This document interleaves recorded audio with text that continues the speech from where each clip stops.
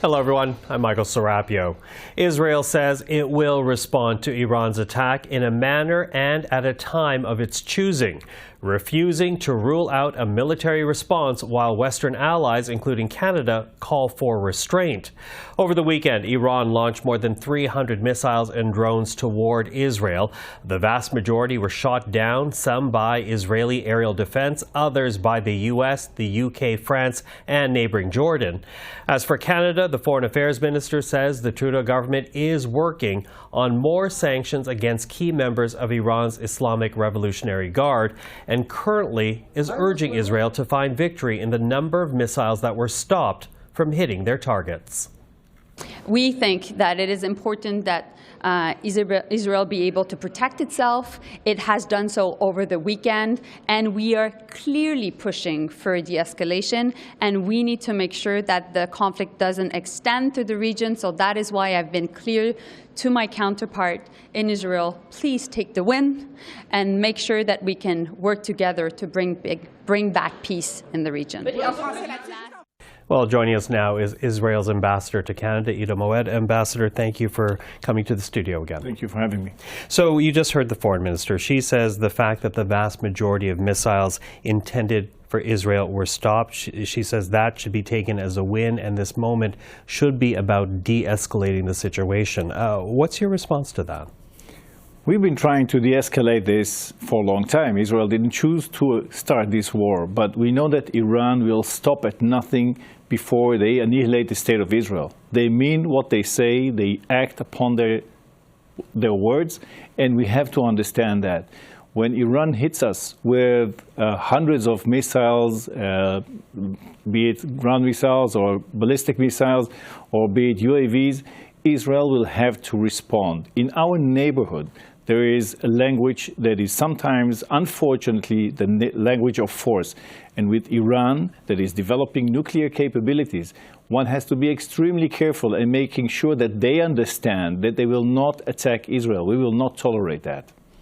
Yet, in this moment, you are hearing Israel's traditional allies, Canada, the U.S., the UK, France, Italy, all are asking for restraint. Is Israel willing to restrain in this moment, or the opposite of that, willing to ignore what the allies are calling for?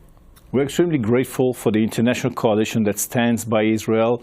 As Prime Minister Trudeau also said, and also the head of the opposition, by the way, said very clearly they stand with Israel's right to defend itself.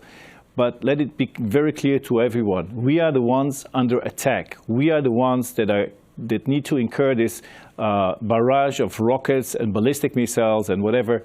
This is a moment when the world has to understand that Iran does not understand diplomacy, does not understand any nuance. Iran is a very dangerous country that has developed a broad range of proxies with a very clear aim: annihilation of the state of Israel. We will not tolerate that. This has to be clear. And when they develop those proxies and when they are using Hamas to attack Israel, whereas Hezbollah waiting with more than 100,000 rockets that are aimed at Israel, fortunately this time, it ended with a severe injury of a 7-year-old girl from an Arab population in Israel. Very unfortunate.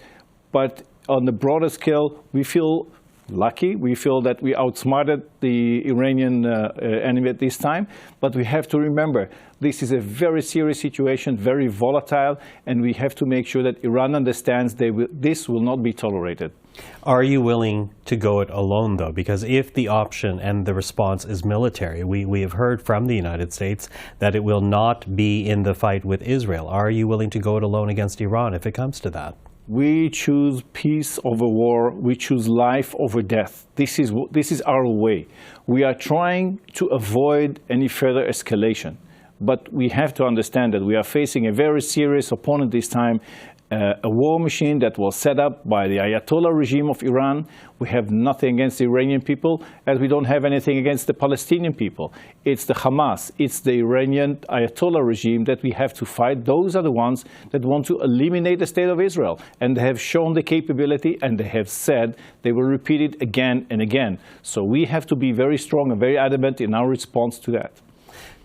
So would economic sanctions be an appropriate response? Do you think that's enough? Because it seems to be when the G7 nations come together on a phone call over the weekend, that is what they're leaning on, more economic sanctions rather than military action against Iran. I believe that Israel, like all other countries, would prefer not to have any kind of further escalation because we don't want any casualty, we don't want any bloodshed. But this is a very serious situation, as I said earlier.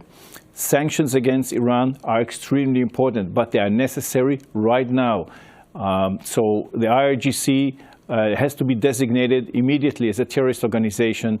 Economic sanctions have to be put in place so that the industries that are manufacturing those missiles, those UAVs, are not able to reproduce them and threaten the region again. But this is an initial step. Beyond that, Israel, along with its allies in the region and outside the region, will do its utmost to make sure that these kind of attacks never occur again. We will do as much as we can to make sure that that doesn't happen with any further damage to the region, but we have to be clear again, as I said in the beginning, it's extremely dangerous. They are out there to eliminate the state of Israel. This is an existential threat for Israel. Everybody understands that. It's a very serious situation. And so we will lay our moves forward as time progresses. And we want to make sure, together with the international community, the message to Iran has to be very clear. Stop whatever you're doing. Stop threatening Israel. Stop aiming at Israel. And as you noted, Iran does back several groups that are destabilizing to the region, Hezbollah being one, the other one being Hamas. And Hamas, of course, is the group that you find yourself in conflict right now with in Gaza. Will Iran's actions affect humanitarian corridors into Gaza? Well, let me put it this way. Iran is trying to destroy Israel. Okay, it's very clear. They're using Hamas for that. They're using whatever means they have. Israel, at the same time, is broadening the potential and the platforms and the venues to facilitate aid to Gaza. When Iran is shooting these barrages of missiles against Israel, it's quite difficult for us to be able to provide whatever assistance we can to facilitate the flow of aid into Gaza Strip. It's also, by the way, very difficult for us to protect the whole country. And just imagine, I'm sure you remember the image of missiles almost falling on the Dome of the Rock, which is the third holiest place for Islam. Rockets that were shot from Iran, missiles that were shot from Iran. And protecting the Dome of the Rock with the Iron Dome of Israel is something that is very symbolic. Because what we want to achieve is peaceful coexistence with our neighbors. We have the Abraham Accord countries that understand that and stand by Israel also under these circumstances because they know exactly what we are standing for. We are not against the Palestinian people. We would like to provide as much aid as possible, but we have to fight off Hamas. We have to release 133 hostages being held in tunnels underneath the ground in Gaza Strip, and we have to make sure that Iran will not attack Israel again. And does that necessarily affect humanitarian aid? That can affect. We'll try as much as we can as we go along to facilitate more aid flowing to the Gaza Strip instead of lowering the numbers. We are working very hard to create more openings and to enlarge the capacity. But we know that also on the Palestinian side, much of the aid is still waiting because international organizations don't have the capacity either to deliver it or they have other constraints, be it Hamas/UNRWA, be it other constraints. So as much as we can, we would like to allow this flow to go in from the air, from the sea, on the ground. But it's extremely complicated. Gaza Strip is run, still managed to great extent, unfortunately, by Hamas. Hamas is still there, and we have to make sure that Hamas is out of the picture so that also Gaza Strip can rebuild and can be actually released from the pressure, from the control of Hamas. Ambassador Moed, I always appreciate the time. Thank you very much for it. Thank you for having me.